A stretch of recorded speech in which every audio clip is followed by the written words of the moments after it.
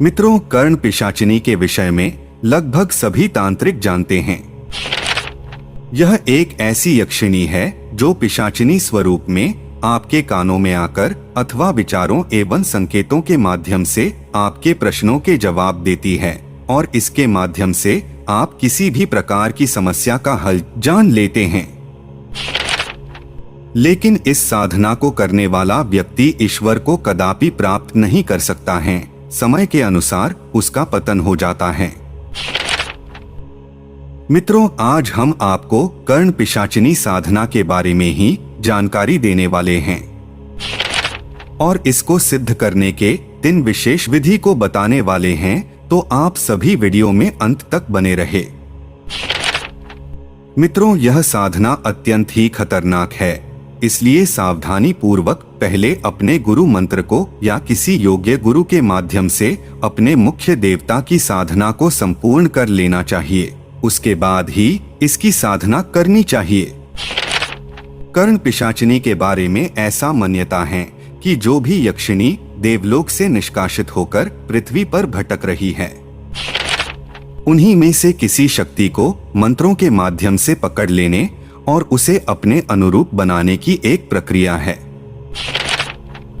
इसके मंत्र की साधना से व्यक्ति भूतकाल और वर्तमान काल की सभी बातें जान लेता है और अगर वर्षों तक इसकी साधना की जाती है तो भविष्य की घटनाएं भी व्यक्ति जानने लगता है। बहुत से विद्वानों का मानना है कि कर्ण पिशाचिनी एक भोग योनि है। व्यक्ति अपने कर्म अनुसार इस योनि में आता है और अपने कर्म को भोगता है। यह बहुत ही शक्तिशाली योनि है। कर्ण पिशाचिनी को सिद्ध करना और उसको अपने कंट्रोल में रखना बहुत ही कठिन होती है। इसको संभालना सबके बस की बात नहीं है। मित्रों, नए साधकों के लिए यह साधना खतरनाक हो सकती है, इसलिए साधना करने के पूर्व अपने कुल गुरु से परामर्श अवश्य ले लें। मित्रों, पिशाचिनी की साधना का अनुष्ठान वैदिक और तांत्रिक दोनों ही विधियों से किया जा सकता है। इसे एक गुप्त त्रिकालदर्शी साधना माना गया है जो 11 या 21 दिनों में पूर्ण होती है। यह साधना करने वाला व्यक्ति थोड़े समय के लिए त्रिकालदर्शी बन जाता है। इसे सामान्य विधि विधान से संपन्न नहीं किया जा सकता है, बल्कि इसकी साधना करने वाले में इसके प्रति घोर आस्था, आत्मविश्वास और असहजता को झेलने की अटूट व अटल क्षमता होनी चाहिए। यही कारण है कि इसे सामान्य व्यक्ति को करने से सख्त मना किया जाता है। कर्ण पिशाचिनी साधना विधि। मित्रों, इसके साधना के समय काले वस्त्र धारण करें एवं साधना काल में अनुचित वार्तालाप न करें, निराहार रहें एवं स्त्री गमन से हर स्तर पर दूर रहें। इसके विद्वान एवं सिद्ध तांत्रिकों के अनुसार कड़े नियमों के पालन में थोड़ी भी कमी या त्रुटि नहीं होनी चाहिए। ऐसा होने पर इसका नकारात्मक प्रभाव भी पड़ सकता है और लाभ के स्थान पर हानि उठानी पड़ सकती है। मूल रूप से यह कहा जाता है कि इस साधना को कोई भी साधक को अकेले नहीं करना चाहिए, कोई योग्य गुरु विशेषज्ञ तांत्रिक साथ में होना चाहिए। इस साधना को करने की कुछ विधियां निम्न हैं, आइए उसे जानते हैं। पहली विधि। मित्रों, 11 दिनों तक चलने वाले कर्ण पिशाचिनी की साधना के लिए रात या दिन को चौघड़िया मुहूर्त के दौरान पीतल या कांसे की थाली में उंगली के द्वारा सिंदूर से त्रिशूल बनाएं और फिर शुद्ध गाय का घी और तेल के 2 दीपक जलाएं और उसका सामान्य पूजन करें। उसके बाद 1100 बार बताए गए मंत्र का जाप करें। इस प्रयोग को कुल 11 दिनों तक दोहराने से कर्ण पिशाचिनी सिद्ध हो जाती है। मंत्र इस प्रकार हैं: नमः कर्ण पिशाचिनी अमोघ सत्यवादिनी मम कर्णे अवतरावतर अतीता नागतवर्त मानानी दर्शय दर्शय मम भविष्य कथ्यकथय ही कर्ण पिशाचिनी स्वाहा। दूसरी विधि।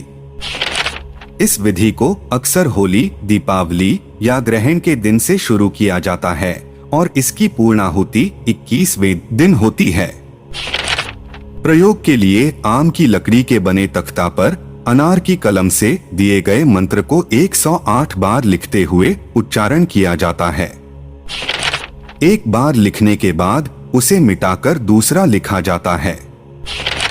अंतिम बार इसकी पंचोपचार विधि से पूजा की जाती है और फिर 1100 बार मंत्र का स्पष्ट उच्चारण के साथ जाप किया जाता है। मंत्र इस प्रकार हैं: ओम नमः कर्ण पिशाचिनी मत्कारिणी प्रवेशे अतीतनागत वर्तमानानि सत्यं कथय में स्वाहा। तीसरी विधि, इस प्रयोग के लिए ग्वारपाठे को अभिमंत्रित कर उसके गूदे को हाथ और पैरों पर लेप लगाया जाता है। यह प्रयोग भी 21 दिनों का है तथा प्रतिदिन 5000 जाप किया जाता है। इसकी 21 दिनों में सिद्धि के बाद कान में पिशाचिनी की आवाज स्पष्ट सुनी देती है। मंत्र इस प्रकार हैं: ओम हरि नमो भगवती कर्ण पिशाचिनी चंडवेगिनी वद वद स्वाहा। मित्रों, यह विधि आधी रात को कर्ण पिशाचिनी को एक देवी के रूप में स्मरण करके किया जाता है। इसे सबसे अधिक पवित्र और महत्वपूर्ण माना गया है। मान्यता है कि वेद व्यास ने इस मंत्र को सिद्ध किया था। सबसे पहले मंत्र की पूजा ओम अमृत कुरु कुरु स्वाहा लिखकर करनी चाहिए। उसके बाद मछली की बलि देने का विधान है, जो गुप्त मंत्र के साथ किया जाता है। मंत्र ओम कर्ण पिशाचिनी दग्धमीन बलि गृहण गृहण मम सिद्धि कुरु कुरु स्वाहा। इस विधान के पूर्ण होने के बाद दिए गए मंत्र का जाप 5000 बार करना चाहिए। ध्यान रहे, पूरी प्रक्रिया प्रातः सूर्योदय से पहले पूर्ण हो जाए। इसकी पूर्णाहुति तर्पण मंत्र ओम कर्ण पिशाचिनी तर्पयामि स्वाहा से की जाती है। यह प्रयोग कुल 21 दिनों में संपन्न होता है। मित्रों, इस साधना से व्यक्ति अनगिनत लाभ प्राप्त कर सकता है। खास तौर से प्रश्नों के जवाब के माध्यम से धन कमाने के लिए आसान हो जाता है। लेकिन बिना किसी योग्य गुरु और गुरु मंत्र की पूर्ण अनुष्ठान किए बिना इसकी साधना करना खतरनाक साबित हो सकता है।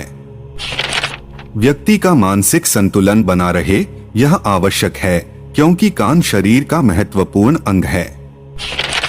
इसके माध्यम से शरीर का बैलेंस भी बिगड़ जाएगा, जबकि कर्ण पिशाचिनी कान से संबंधित ही शक्ति है।